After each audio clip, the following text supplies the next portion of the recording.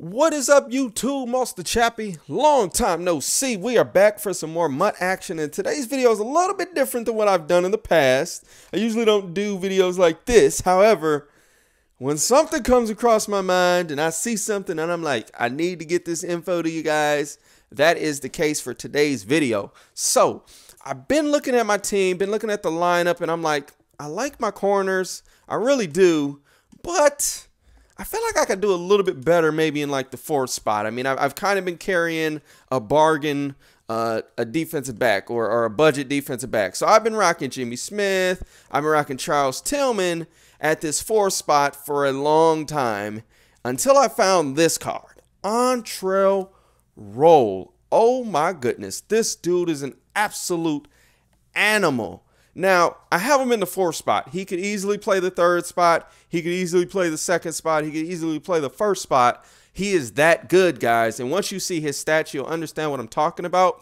But one of the reasons I have him in the fourth spot is because I run dime. And when I run dime, a lot of times it's going to be either man press or something like that, or otherwise I'll be end zone. It really doesn't matter. But when I run dime, he's going to be out there quarter, dollar, anything with four defensive backs, he's going to be on the field.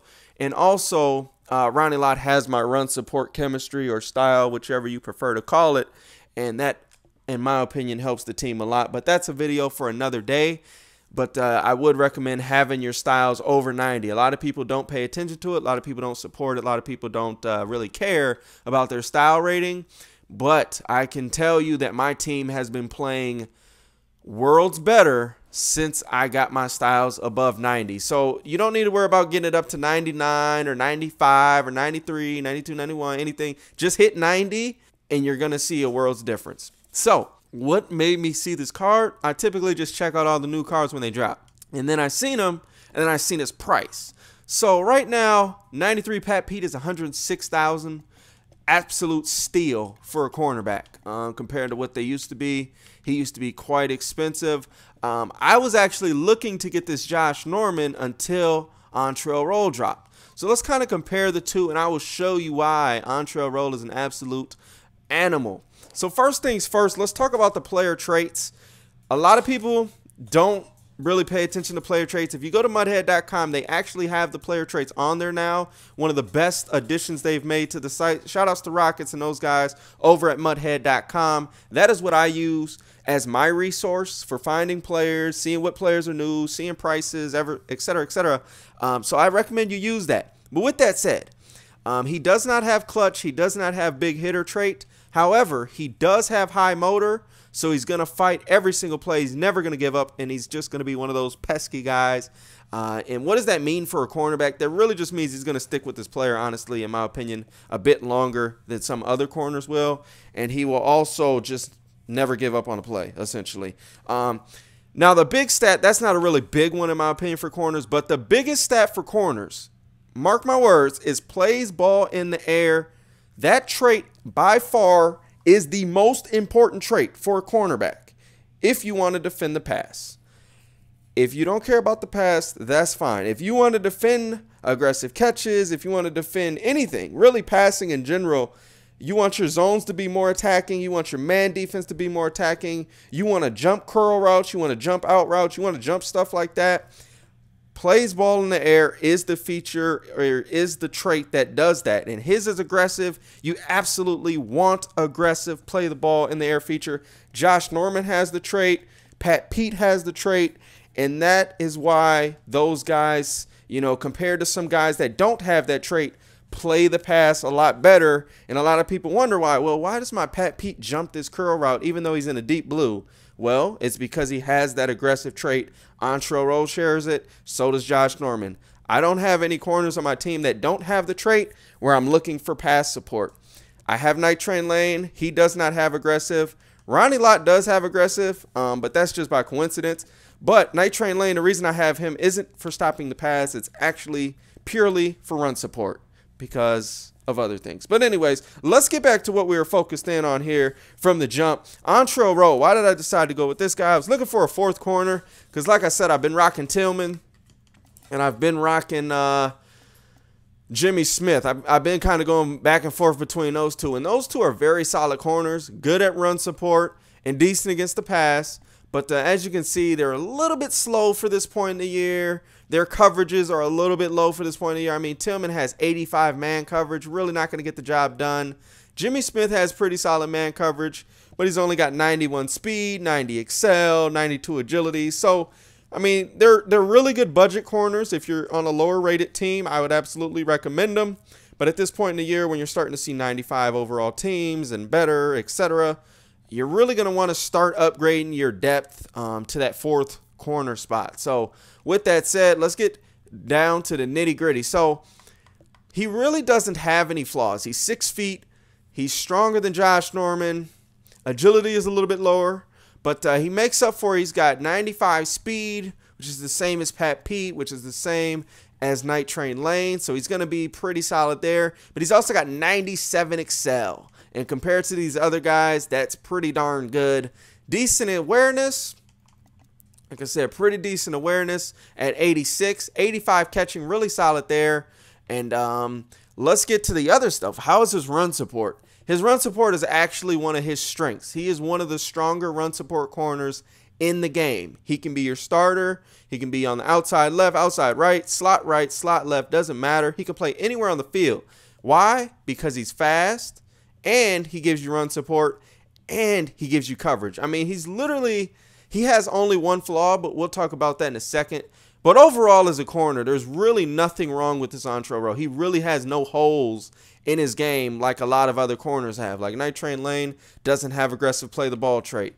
Pat Pete, I mean, he's one of those other guys that's pretty close to flawless.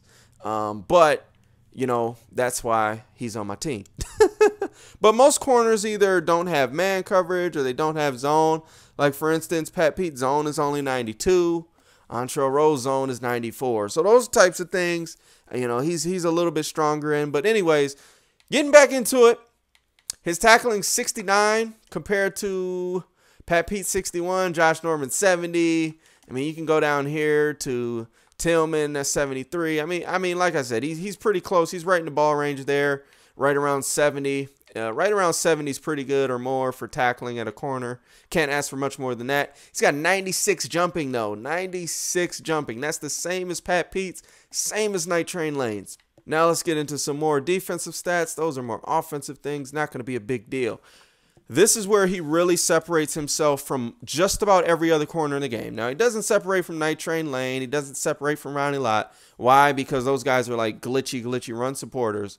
But compared to any other corner, Pat Pete, compared to Norman, Tillman even, Sherman, Jimmy Smith, doesn't matter. Compared to these guys, this is where he separates himself. He has 60 power moves, 72 finesse moves. So when he has a wide receiver blocking him, there's a very good chance he's going to get loose, especially with those two stats and the 59 block shed compared to some of the other corners in the game. As you can see, Pat Pete has 47. Norman has 52 block shed. Like I said, Night Train Lane and Ronnie Lott are kind of exceptions to the rule. But compared to the rest of these guys, even Tillman only has 61, and Sherman has 53. Jimmy Smith, 54. All of those are good.